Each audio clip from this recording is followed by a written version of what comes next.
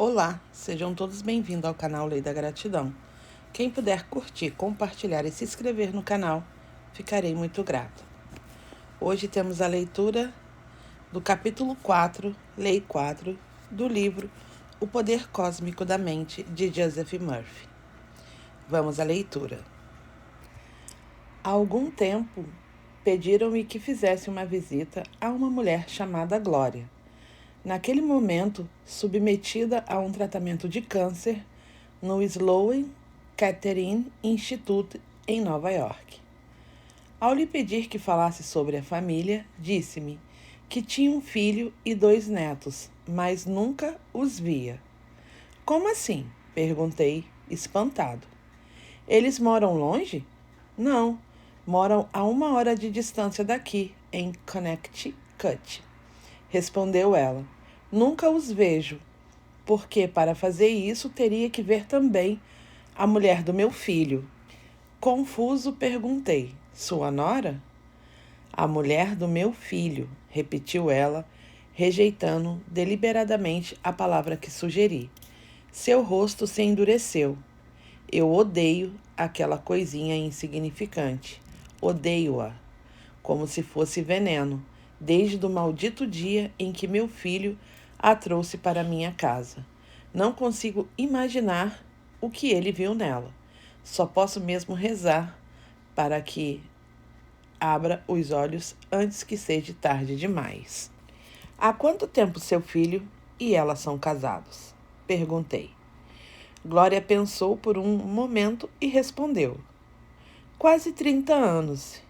E a minha raiva contra ela só fez a aumentar a cada ano.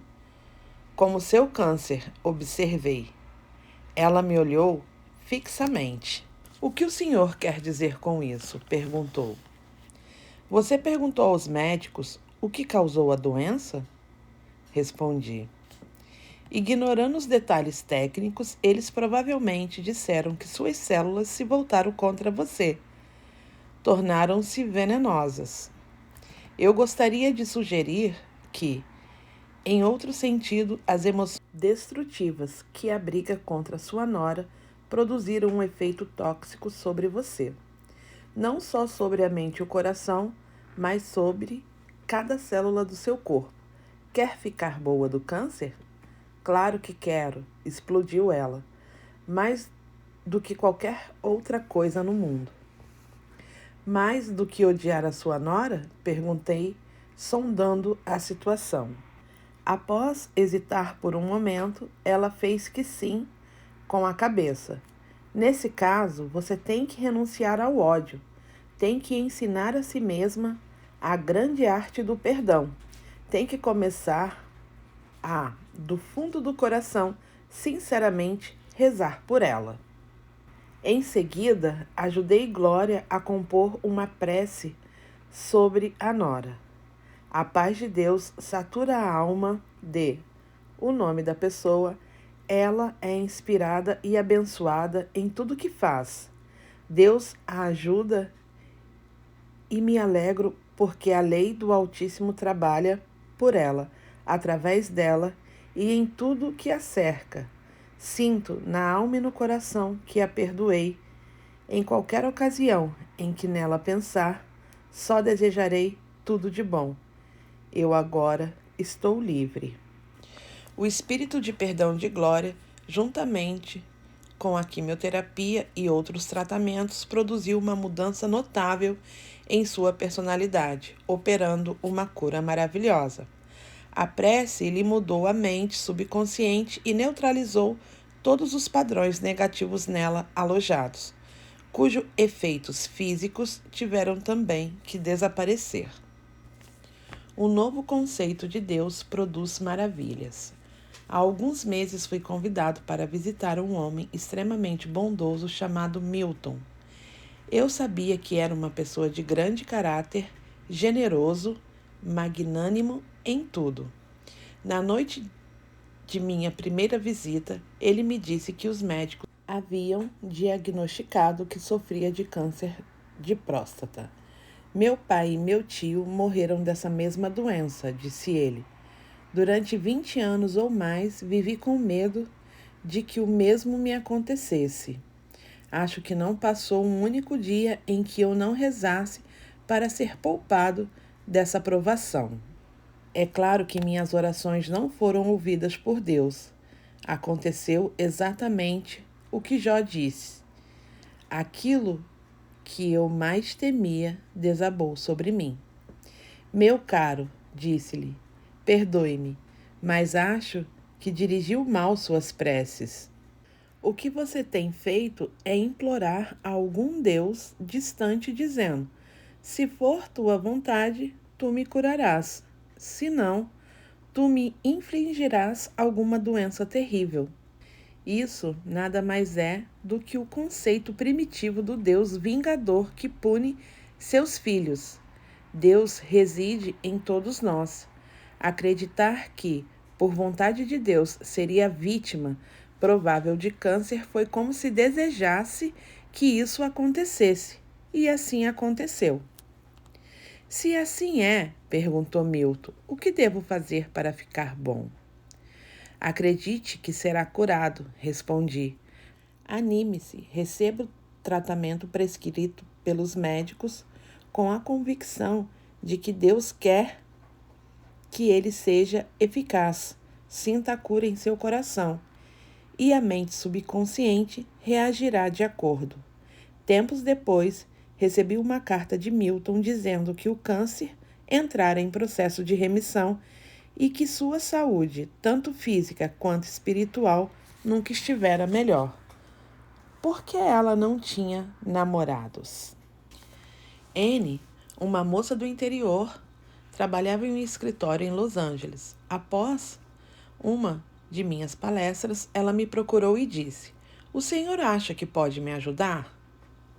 Sou tão tímida que fico vermelha e desvio o olhar só de um rapaz me dizer oi. Nunca aprendi a me relacionar com rapazes e acho que nunca vou aprender. Quer aprender? Perguntei, sondando a situação.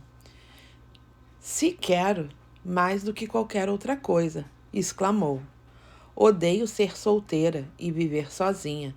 Quero fazer alguém feliz. Quero ter minha própria família. Depois de conversarmos um pouco mais, expliquei como tornar realidade os seus desejos. A primeira coisa a fazer era deixar de se considerar uma pessoa tímida e fechada. Teria que se obrigar a sentir que era admirada, desejada e amada. Por sugestão minha, Anne comprou um diário e começou a enchê-lo com descrições de encontros com admiradores imaginários. Todas as noites reservava um tempo para pensar nos detalhes desses encontros, que eram sempre ótimos e deixavam ela feliz. Em pouco tempo, descobriu que conversar com os colegas de trabalho não era mais tão assustador. Quando um grupo de rapazes a convidou para ir num restaurante numa noite de sexta-feira, ela aceitou. Um deles, que a admirava de longe há muito tempo, passou a noite inteira flertando e conversando com ela. Lá pelo fim, perguntou se poderia sair novamente. Quando ela se deu conta, era imensamente popular entre os rapazes, e não mais aquela moça que só tomava chá de cadeira. Já começando a florescer sua vida romântica, Anne percebeu que queria algo mais duradouro. Começou a dizer e a afirmar que a inteligência infinita estava atraindo para si o companheiro ideal, com quem faria um belo par. Naquela noite, quando foi dormir, imaginou-se com uma aliança. Mentalmente, tocava e sentia a aliança. Tornou-se real esse estado e saturou a mente subconsciente ao se obrigar a sentir que o anel era real, sólido, tangível. Além do mais, disse a si mesma que a aliança implicava que já havia casado e vivia de fato consumado. Algum tempo depois, atraiu um rapaz maravilhoso. Hoje, eles combinam em tudo. Como ele se tornou um estudante de alto nível. Estou muito preocupado com o meu filho, Sam, disse-me David. Ele tem apenas 11 anos, mas receio que o futuro dele não seja nada bom. Seu professor me disse recentemente que ele deveria ser examinado para ver se sofria de algum distúrbio de aprendizagem. Cogitou-se de ser transferido para uma classe de educação especial. Sei perfeitamente o que isso significa. É uma maneira delicada de dizer que ele é retardado. O que você acha? Perguntei. O professor poderia estar certo? David se mexeu constrangido na cadeira. Eu odeio até pensar nisso, porém, desde aquela conversa venho observando Sam com todo cuidado. Às vezes, parece que não escuta o que eu digo. E quando lhe pergunto como está indo na escola, ele responde muito devagar. É como se o sentido da pergunta não repercutisse em sua mente. Em que você trabalha, David? Perguntei. Sou redator numa agência de publicidade, respondeu. Vamos supor que seu chefe de departamento estivesse meio convencido de que você é um fracasso. Disse-lhe que passasse a olhar por cima de seu ombro e lhe fizesse perguntas casuais sobre o seu trabalho. Que efeito imagina que isso teria sobre você? Eu me tornaria um fracasso logo, respondeu David. Entendo o que quer dizer. A maneira como venho observando Sam está realmente sabotando o que ele faz. A mesma coisa acontece com o professor. Tudo que parece um problema é mais notado. Isso é grande parte da questão, respondi. Porém, o fato de acreditar de que seu filho possa ser mentalmente incapaz passa a seu subconsciente e ao subconsciente de Sam. Esse fato contribui para que aconteça o que você teme. Isso é horrível, exclamou David. Eu não quero prejudicar Sam, quero ajudá-lo. O que posso fazer? Você tem que mudar aquilo em que conscientemente acredita, expliquei. Tem que se retirar para algum lugar, relaxar o corpo e a mente e aceitar de todo o coração a alegria de ouvir o seu filho lhe dizer que está indo muito bem na escola. Faça isso 2 ou 3 vezes por dia. Visualize-o mostrando-lhe o boletim com as notas do semestre e os comentários elogiosos do professor. Sinta a solidez do documento em sua mão, veja as letras pretas no papel branco, ouça sua própria voz dizendo: Uau, Sam, que maravilha, você é o maior. Continue assim. David adotou esse conselho e mergulhou de cabeça na formação dessas imagens até que elas penetraram em seu subconsciente e se tornaram uma convicção. O filho reagiu de forma maravilhosa e desabrochou, acabando por ser um dos melhores alunos da turma.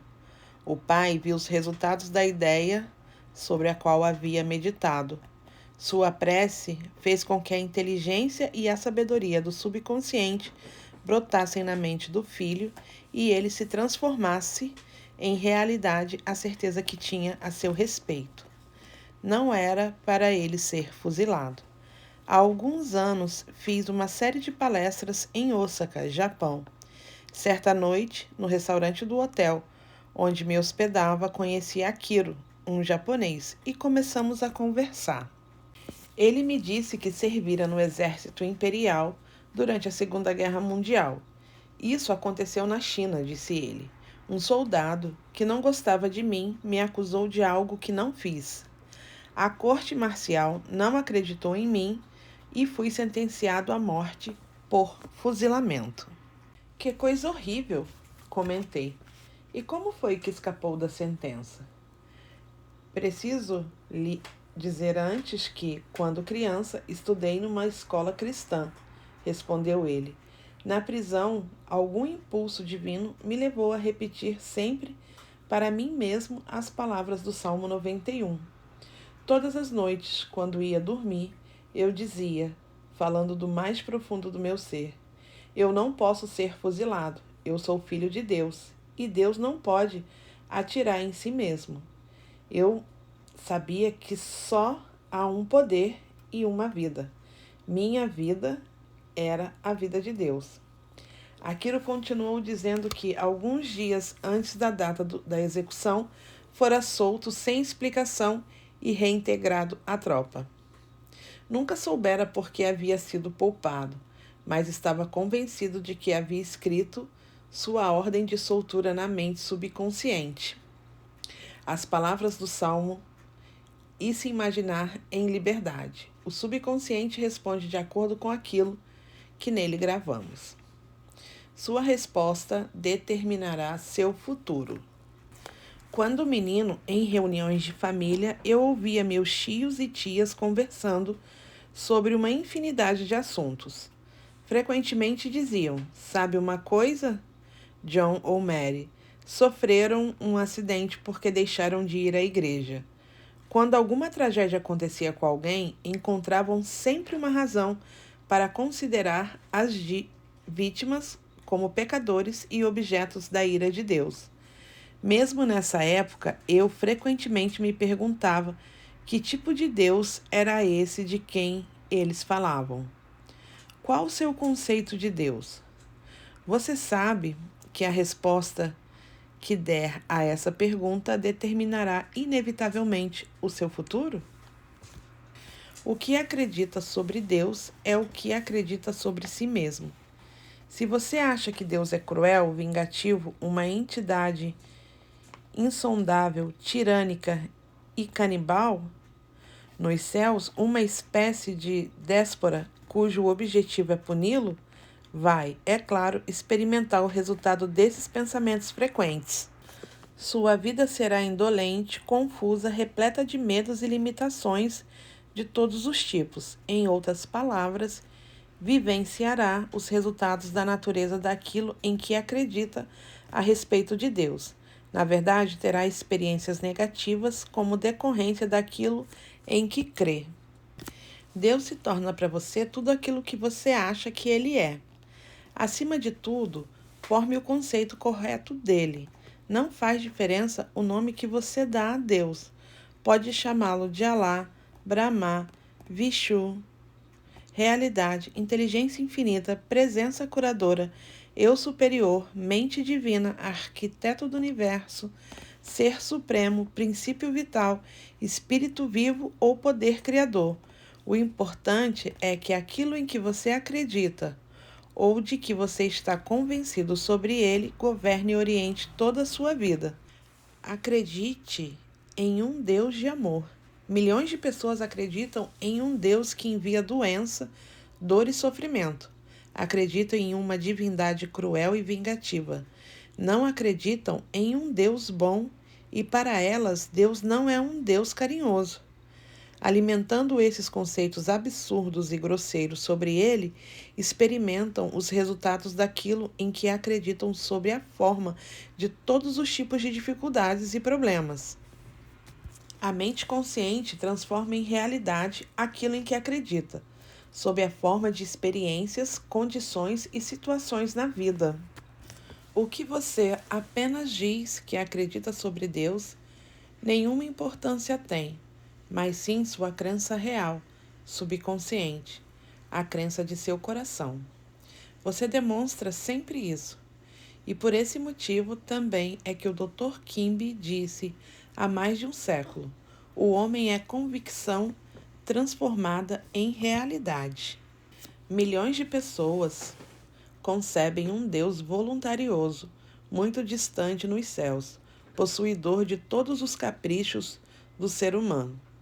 Acreditando nesse conceito, eles me lembram muito um executivo que me disse certa vez: tudo estaria bem comigo se Deus simplesmente me deixasse em paz.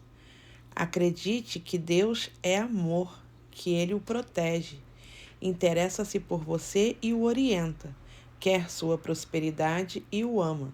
Assim, em sua vida acontecerão maravilhas que ultrapassarão em muito os seus sonhos mais acalentados. tornando-se uma nova pessoa. E o seu nome será Maravilhoso Conselheiro, Deus Forte, Pai da Eternidade e Príncipe da Paz. Isaías capítulo 9, versículo 6. Comece agora, enquanto lê essas linhas, a reverenciar o conceito autêntico ou aquilo em que acredita sobre Deus, e milagres começarão a acontecer em sua vida. Compreenda e saiba que Deus é todo bem-aventurança, alegria, beleza, indescrutível, harmonia absoluta, inteligência infinita e amor sem limites, e que é onipotente, supremo e a única presença. Aceite mentalmente que Deus é tudo isso com tanta certeza quanto aceita o fato de estar vivo. Em seguida, começará a experimentar em sua vida os resultados maravilhosos dessa nova convicção sobre Deus sagrado em você. Descobrirá que saúde, a vitalidade, os negócios, o ambiente em que vive e o mundo em geral mudarão para melhor. Começará a prosperar espiritual, mental e materialmente. Sua compreensão e insight espiritual crescerão de forma maravilhosa e você descobrirá que se transformou em uma nova pessoa. Os negócios prosperaram 300%. Philo me procurou após uma palestra que fiz em Londres, Inglaterra.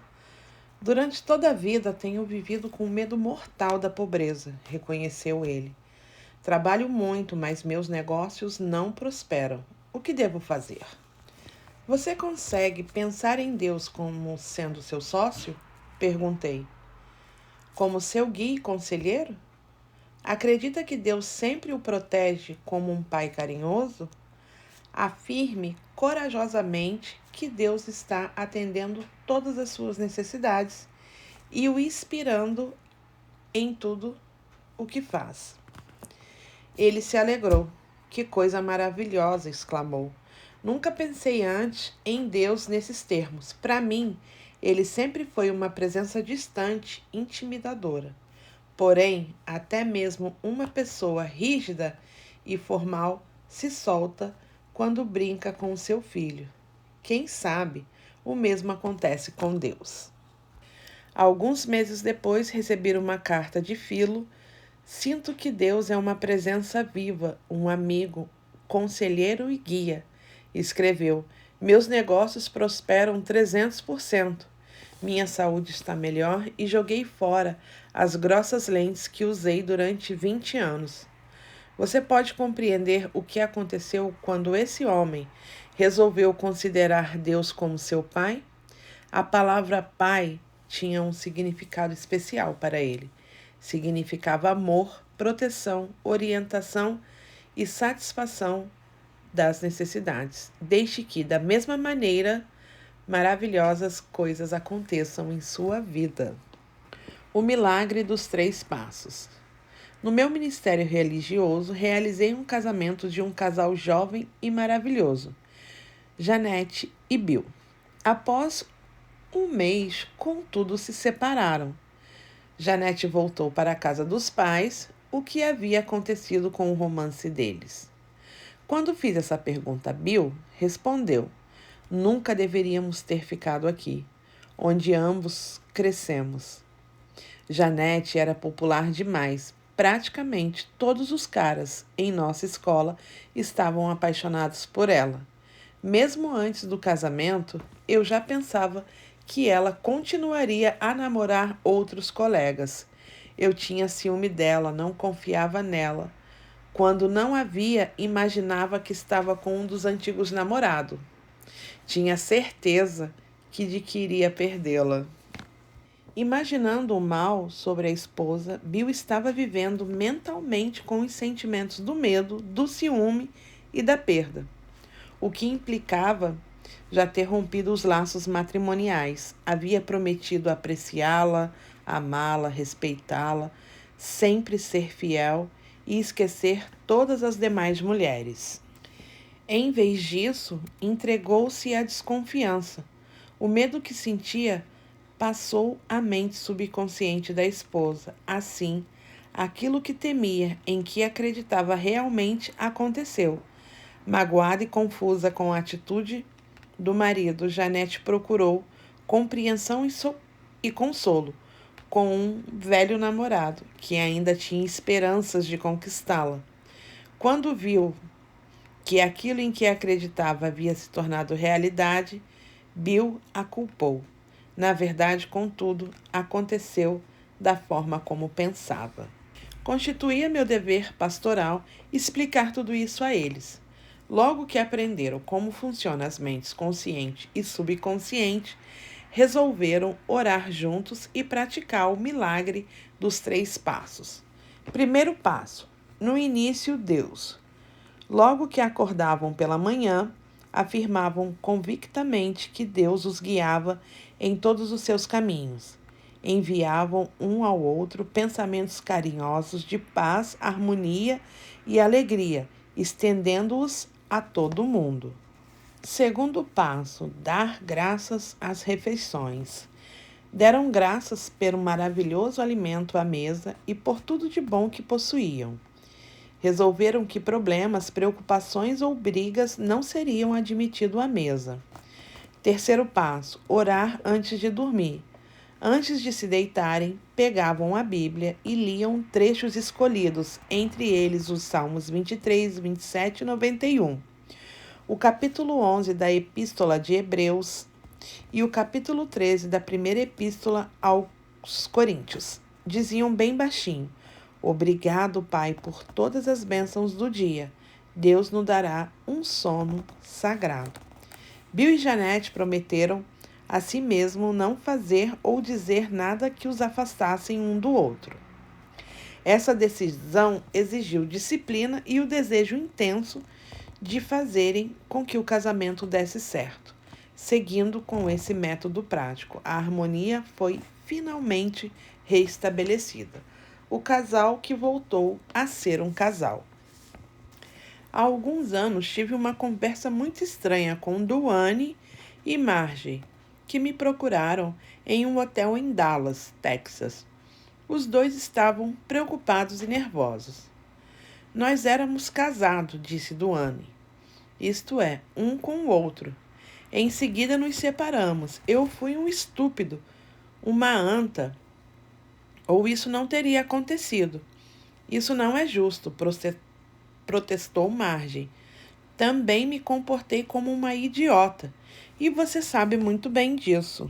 Bem, não vamos brigar por isso agora, resolveu Duane.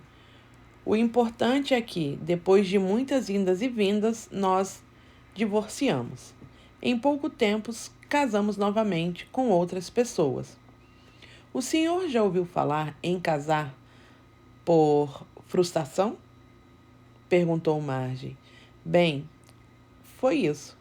O pior foi que, antes de uma semana, tinha certeza de que havia feito a maior de todas as besteiras. Eu também, confirmou Duane. De qualquer modo, o importante é que nos esforçamos para superar essa situação durante o último ano e meio. Mas não está adiantando. Sabemos que ainda nos amamos. O que podemos fazer? O que vocês pensam que está mais de acordo com o plano de Deus? Um casamento real, baseado em amor, ou um casamento falso, baseado em mentira? Perguntei. Um casamento de verdade, responderam. Nesse caso, vocês já têm a resposta, observei.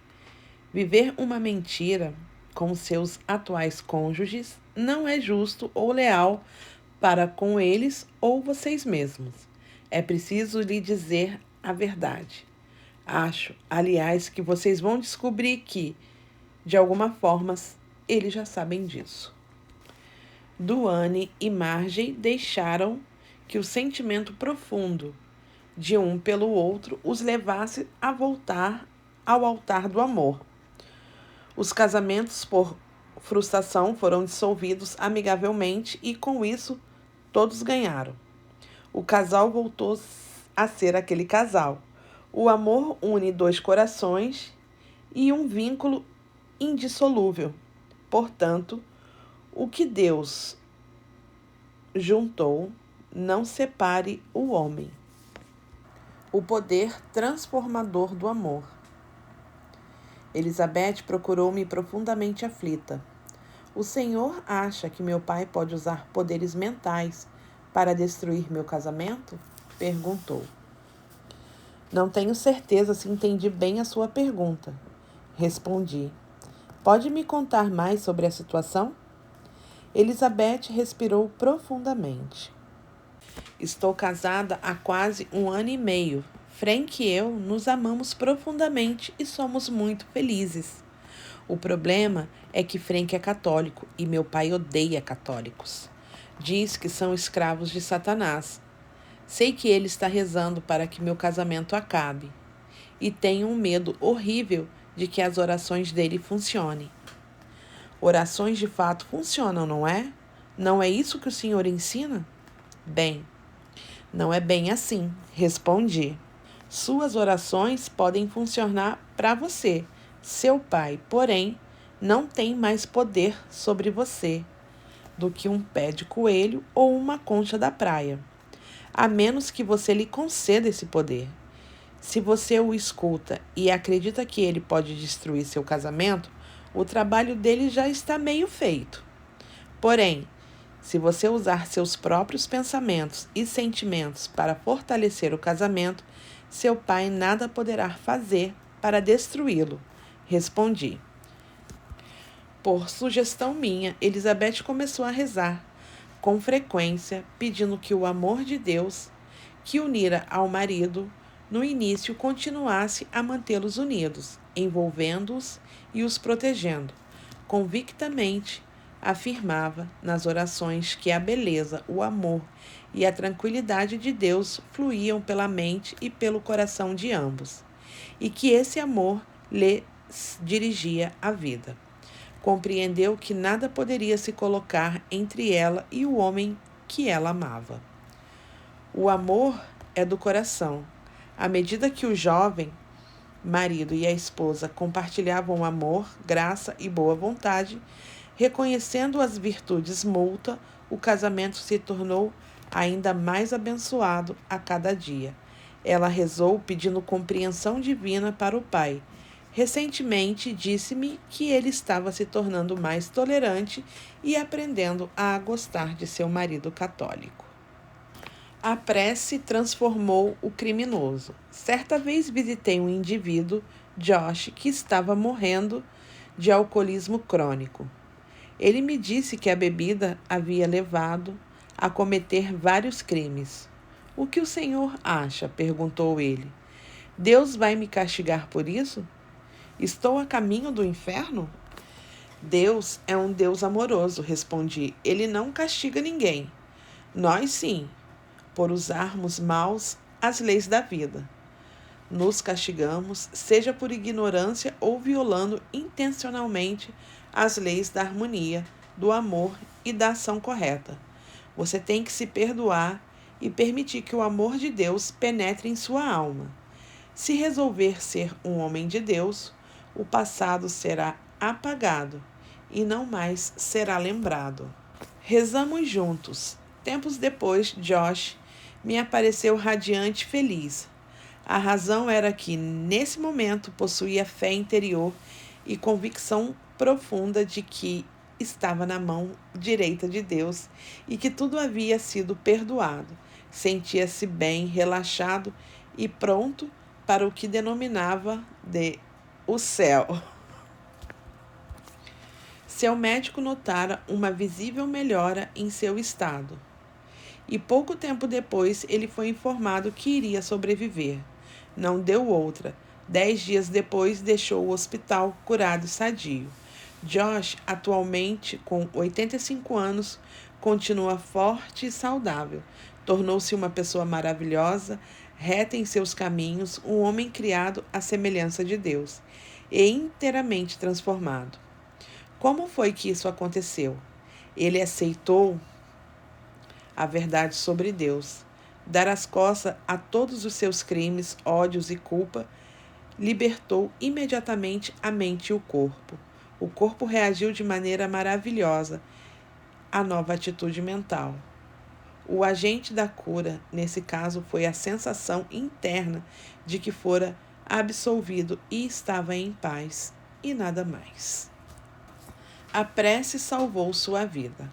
Ao visitar um amigo em um hospital, quando fiz menção de ir embora, ele insistiu para que conversasse com um paciente do leito ao lado, Robert.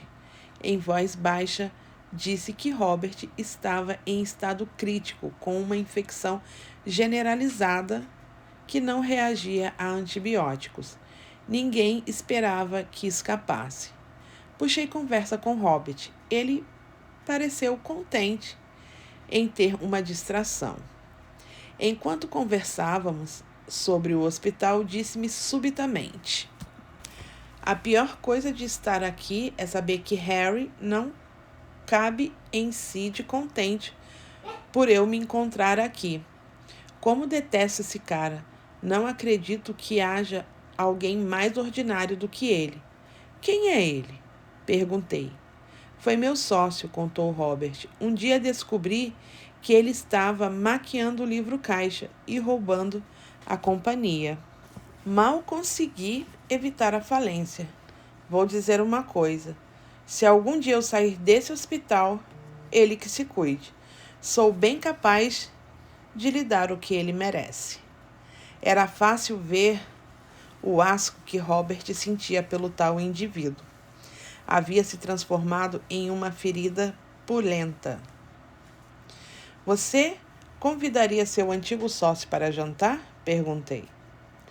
Só se soubesse que poderia envenená-lo e ficar impune, declarou enfaticamente.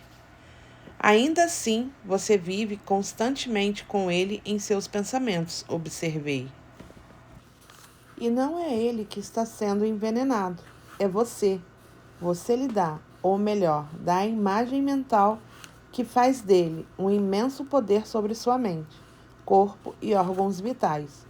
No universo, você é o único que pensa, e o que significa que está sendo diretamente responsável pelos seus pensamentos, conceitos e imagens. Se saturar a mente de ódio, repugnância, os efeitos, sem a menor dúvida, vão aparecer no seu corpo. No entanto, se saturá-la com as verdades de Deus, só colherá bem-estar e saúde. Antes de ir embora, deixei com Robert uma oração à guisa de meditação que constitui a seção seguinte deste capítulo. Mais tarde, soube que tivera rápida e inesperada melhora. Na verdade, maravilhas acontecem quando oramos. O poder de Deus. A oração seguinte ajudou numerosas pessoas a transformarem suas vidas. Meditando sobre essas maravilhosas verdades, você também logo descobrirá que coisas espantosas acontecerão em sua vida. Deus é a única presença e o único poder, e eu sou uno com Ele. A força de Deus é minha força. Sua inteligência inunda minha mente. Essa nova conscientização de mim mesmo me concede o domínio completo de todas as esferas de minha vida. Estou agora ligado à mente universal única, que é Deus. Sua sabedoria, seu poder e sua glória fluem através de mim. Tenho certeza de que a energia e o poder de Deus satura cada átomo, tecido, músculo e osso do meu corpo, tornando-me agora perfeito. Deus é vida e essa vida é minha também. Minha fé foi renovada e minha vitalidade restaurada. Deus caminha e fala comigo. Ele é meu Deus e eu sou uno com Ele. Sua verdade é meu escudo e proteção, e eu me rejubilo por ser assim. Sob suas asas tenho total confiança. Abrigo-me no santuário do Altíssimo e me ponho sob a sombra do Todo-Poderoso. Pontos a relembrar. Primeiro, o ódio é um veneno mental. O perdão e o amor são os antídotos espirituais a se usar para se obter a cura. Segundo, forme um novo conceito de Deus como amor. Compreenda que Deus é por você e não contra você. Sua atitude mental é a causa, é a experiência que se segue o resultado. 4. Você pode se proteger de todo mal se compreender que o amor de Deus o cerca por todos os lados, envolve e o abraça. 5. Acredite do fundo do coração nas verdades expostas no Salmo 91 e ficará invulnerável. 6. Imagine e sinta que é amado, desejado e apreciado, e nunca lhe faltarão amigos. 7.